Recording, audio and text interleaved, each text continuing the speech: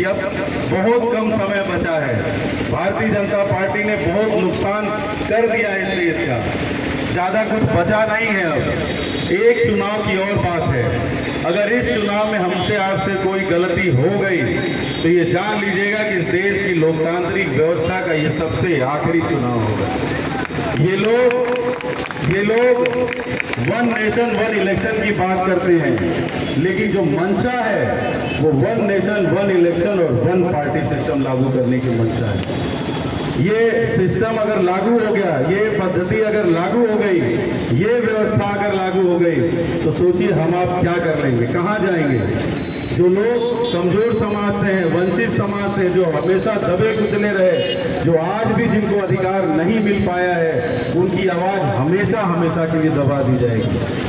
केवल एक चीज की वजह से आप समाज की मुख्य धारा में थोड़ा बहुत ही सही आज दिखाई दे रहे हैं, तो केवल और केवल हमारे बाबा साहब द्वारा बनाए गए संविधान की वजह से।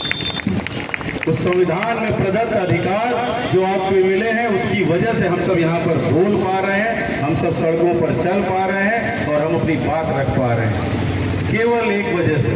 आज संविधान से सबसे ज्यादा नफरत है इन लोगों को कि बहुत पहले से जब संविधान का निर्माण हुआ था तब से लेकर आज तक न सिर्फ संविधान विरोधी, आरक्षण विरोधी, तिरंगे का भी विरोध किया, राष्ट्रगान का भी विरोध किया, किसी चीज का समर्थन इन लोगों ने नहीं किया है। और आज संविधान की प्रस्तावना में वर्णित जो हमारा पंथ निरपेक्षता शब्द है, हमारा जो समाजवादी शब्द है, जो देश को समाजवादी स्वरूप बनाया गया है, निर्माण किया गया है, इस देश के संविधान में जो वर्णित है, उसी दोनों शब्द को ये लोग हटाना चाहते हैं। ये लोग इस देश को एक धार्मिक राज्य में तब्दील कर देंगे, ये मध्यकाल की तरफ लेकर के जाना चाहते हैं, जिनसे बड़ी मुश्किल से 2000 साल से ज़्यादा की साल की गुलामियों की बेड़ियों में जकड़ा हुआ हम लोगों का समाज आज किसी तरह से देश को आज़ाद करके संविधान पा करके आगे बढ़ना शुरू हुआ है, अपने पैरों में खड़ा होना शुरू हुआ है, तो इन्हें नहीं भा रहा है। ये हमको आपको पीछे करने के और हमारे आपके वो सारे दरवाजे बंद कर रहे हैं जो समाज की मुख्य धारा में आने के बने हुए हैं। दलित, पिछड़ा और मुसलमान भाई जिस भी रास्ते से समाज की मुख्य धारा में आ रहा है, एक एक करके वो सारे रास्ते बंद किए जा रहे हैं। इसलिए हम लोग आपके बीच आए हैं कि आप खड़े हो जाइए गलत के खिलाफ, खड़े हो जाइए अन्याय के खिलाफ। इन लोगों के पास कोई सोच नहीं है, कोई विजन नहीं है, कोई दूरदर्शी नेता इनके पास नहीं है। ये लोग एक मूर्खतापूर्ण भरा फैसला लिए नोटबंदी का। इतना अनाड़ीपन वाला फैसला शायद ही किसी देश की सरकार ली होगी, और इस देश के 130 करोड़ लोग चुप्पी साध गए। प्रचार के दम पर उस फैसले को सही साबित करने की कोशिश की गई, लेकिन हकीकत की जमीन पर अगर आप देखेंगे तो सच्चाई है कि इस देश की अर्थव्यवस्था चौपट हो चुकी है। बर्बाद कर दिया नरेंद्र मोदी के एक फैसले ने इस देश की अर्थव्यवस्था को। आज 83 रुपया प्रति डॉलर हमारा रुपया हो गया है। डॉलर रुपए की रोज आबरू लूट लेता है और हम लोग देखते रह जाते हैं, हम लोग कुछ नहीं कर पाते हैं। हमारे देश की एक एक संपत्ति, एक एक संपदा हमारे नेचुरल रिसोर्सेज, हमारा जो फैक्ट्रियां हैं, हमारी जो नवरत्न कंपनियां हैं, जो पब्लिक प्रॉपर्टी है, वो सब औने पौने दामों में पूंजीपति मित्रों को बेची जा रही है। उसके बाद भी हम लोग शांति से चुपचाप सब कुछ देख रहे हैं। हमारा रेलवे बिक रहा है, हमारा एयर इंडिया बिक रहा है, हमारे बंदरगाह बिक रहे हैं, हमारे हवाई अड्डों की बोली लग रही है, हमारी नवरत्न कंपनियों में से सरकारी हिस्सेदारी बेची जा रही है, LIC बिक रहा है, MTNL बिक रहा है, BSNL बिक रहा है। ये सब कुछ तो आपका बेचा जा रहा है। आपकी बिजली, आपका कोयला, आपकी खनिज संपदाएं, ये सब कुछ बेची जा रही है।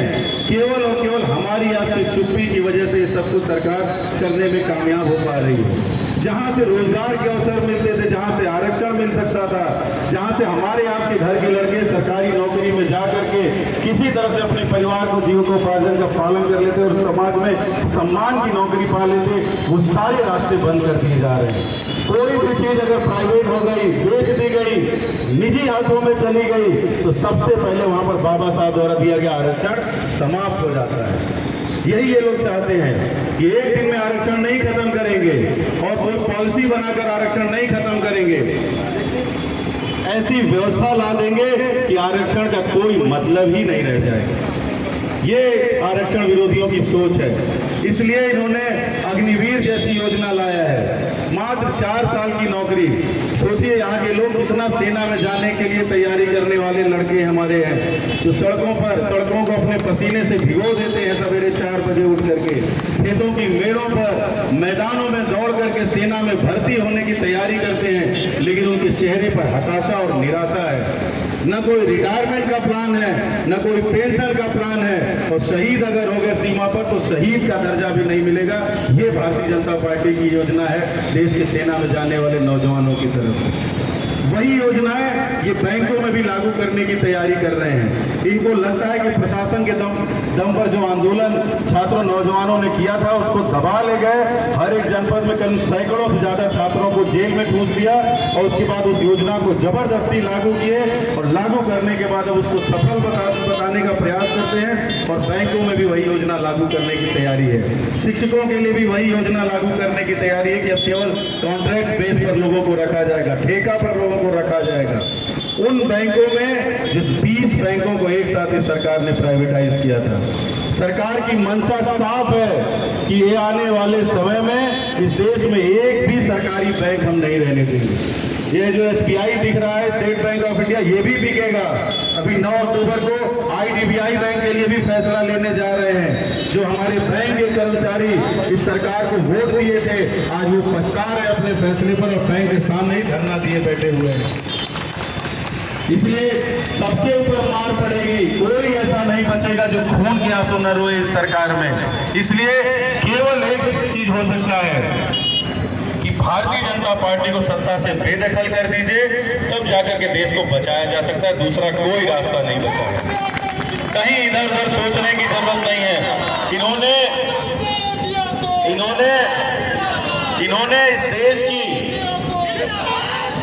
इन्होंने इस देश की सभी संस्थाओं को अपने नियंत्रण में कर लिया है।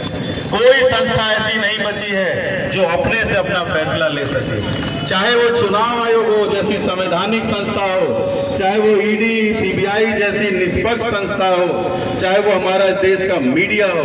मीडिया तो राग दरबारी बन गया है इस सरकार का। मीडिया नाम की कोई चीज अब इस देश में रही नहीं गई है। जो भी हम लोग अखबार में पढ़ते हैं और जो टीवी में देखते हैं, वो सब भारतीय जनता पार्टी का प्रचार होता है, भारतीय जनता पार्टी और संघ का एजेंडा होता है, वो सब हम लोग देखते हैं। इसलिए आपसे कहने हैं कि कोई रास्ता ही नहीं बचा है। सबको ठगने का काम किया इन लोगों ने।